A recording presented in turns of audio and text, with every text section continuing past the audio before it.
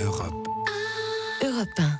Il est 8h17. Patrick Cohen, vous recevez ce matin le ministre de l'Agriculture et de l'Alimentation. Bonjour Stéphane Travert. Bonjour. Avant de revenir sur ce qui a été le scandale sanitaire de l'été sur les œufs au fipronil, je voudrais d'abord entendre le membre du gouvernement que vous êtes sur la colère à Saint-Martin. La gestion de la catastrophe n'est-elle pas critiquable, Stéphane Travert? Écoutez, nous avons eu à faire face à un ouragan avec une ampleur jamais connue jusque-là. Et aujourd'hui, ce qui importe, c'est d'abord de sécuriser nos concitoyens, nos compatriotes qui ont tout perdu.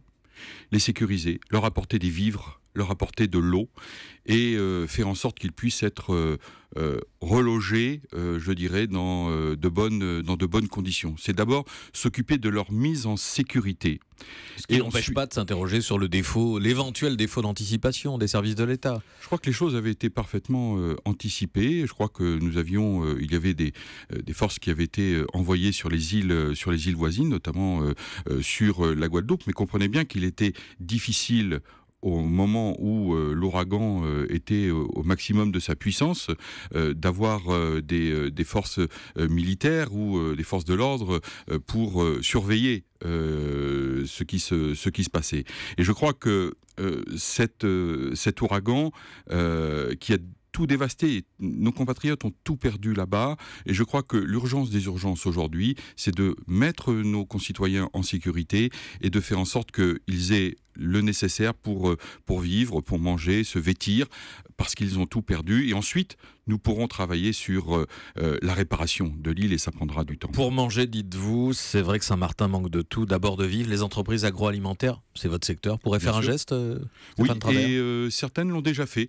Ce week-end, je me suis rendu dans une grande foire agricole, et un patron de magasin a décidé, avec des opérateurs laitiers, eh bien, d'envoyer des palettes de lait à destination de nos compatriotes sur les îles Saint-Martin et Saint-Barthélemy. Il y a des agriculteurs à Saint-Martin? Il y a des agriculteurs, il y a une quarantaine d'exploitations, il y a aussi des pêcheurs, et il faudra, le moment venu, eh bien, faire l'évaluation des dégâts, et le ministère de l'Agriculture, bien évidemment, sera là pour travailler à leur côté. Des champs de bananes entièrement détruits, c'est ça? Oui, de la banane, notamment sur la Guadeloupe, mais on a plus d'élevage sur les îles Saint-Martin notamment, mais aujourd'hui, je pense que avant de commencer à regarder comment nous allons pouvoir travailler avec eux pour reconstruire ces exploitations, il faut sécuriser l'ensemble de l'île. Le fipronil, insecticide interdit chez les animaux destiné à la consommation, a contaminé des dizaines de millions d'œufs dans toute l'Europe. Des éleveurs français sont-ils en cause, Stéphane Travert? Il y a eu un élevage qui dont les œufs avaient été contaminés, et cet élevage, le propriétaire s'était lui-même spontanément manifesté, et moi je veux saluer le geste qu'il avait fait. Ensuite, nous avons opéré des contrôles.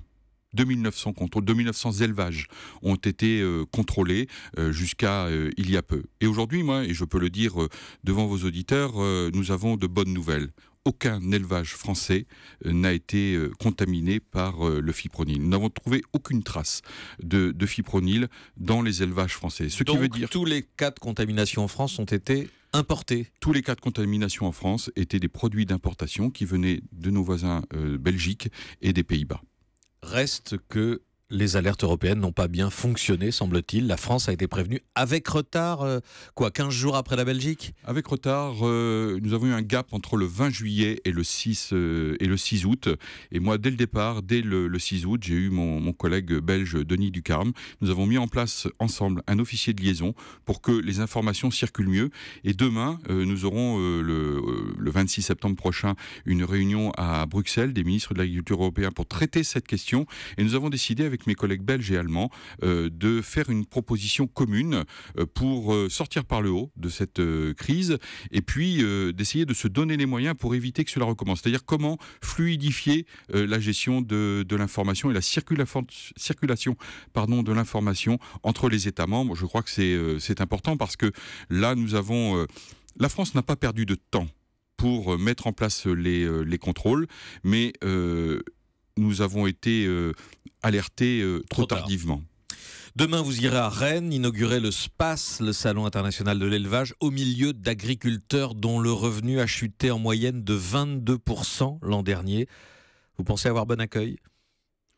Oui, mais j'ai toujours un bon accueil quand je vais sur le terrain, parce que je fais, depuis ma nomination au ministère de l'Agriculture, j'essaie de porter une méthode qui est celle de la proximité, d'être au maximum sur le terrain. Hier, j'étais chez les jeunes agriculteurs au grand festival national Les Terres de Jim.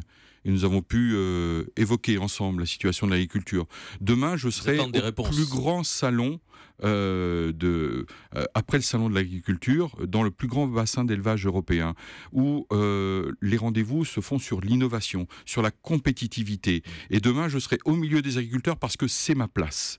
Et ma place, elle est avec eux, de pouvoir trouver des solutions pour demain qu'ils puissent bénéficier d'un meilleur revenu. C'est-à-dire que le triptyque producteur, transformateurs, distributeurs puissent mieux fonctionner. C'est la question du revenu et c'est la seule question qui vaille aujourd'hui. Je rappelle les chiffres de 2016 qu'on a connus en juillet. Un agriculteur sur deux a gagné l'an dernier moins de 350 € par mois. Vous avez des solutions, des propositions, des idées pour permettre aux agriculteurs de toucher des revenus décents ?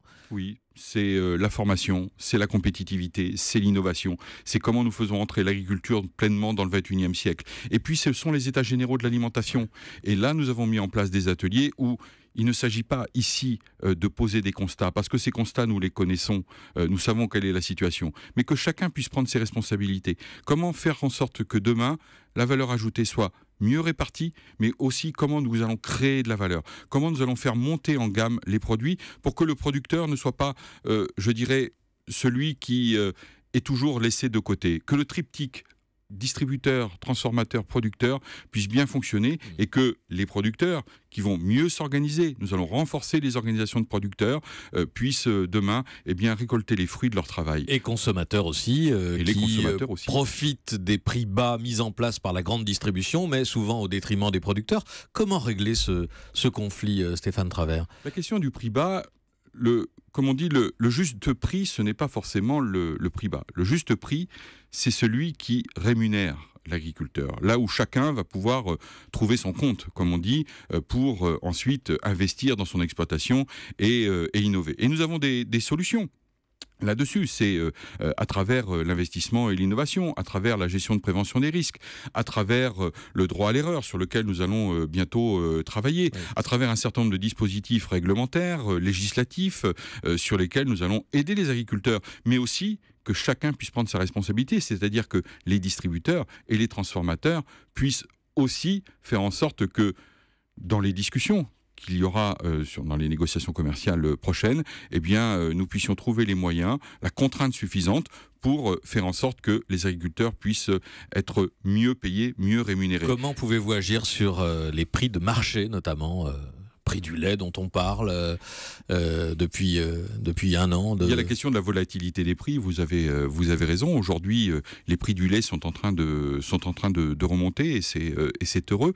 Pour autant, nous ne sommes pas arrivés au bout et nous avons besoin de travailler sur les outils de compétitivité pour faire en sorte que les produits laitiers, autour des investissements, demain puissent mieux rémunérer nos producteurs. Ces états généraux de l'alimentation qui ont donc débuté en juillet vont déboucher sur des mesures concrètes, sur des annonces de votre part, du président de la République ? Il y aura des annonces effectivement de ma part et puis aussi du président de la République qui, à la mi-octobre, viendra, lancer des perspectives et fera des propositions concrètes à la mi-octobre pour, à l'issue de la fin du premier chantier des États généraux, à savoir la création et la répartition de la valeur. Et ensuite, nous lancerons le deuxième chantier sur une alimentation saine, durable et accessible à tous. Mais nous nous sommes engagés, nous sommes prêts à aller loin, même sur le plan législatif, c'est-à-dire à réviser la loi de modernisation de l'économie, à évaluer la loi Sapin 2 qui avait été votée dans le quinquennat précédent. Quels outils, quelle boîte à outils nous mettons en place pour faire en sorte que nos producteurs puissent vivre de leur travail. La grande distribution coopère ? La grande distribution coopère, je les ai tous reçus avant de lancer les états généraux. Ils m'ont tous fait savoir leur volonté de participer activement. Maintenant, chacun prendra ses responsabilités. Merci Stéphane Travert, ministre de l'Agriculture, d'être venu ce matin au micro d'Europe. Europe 1.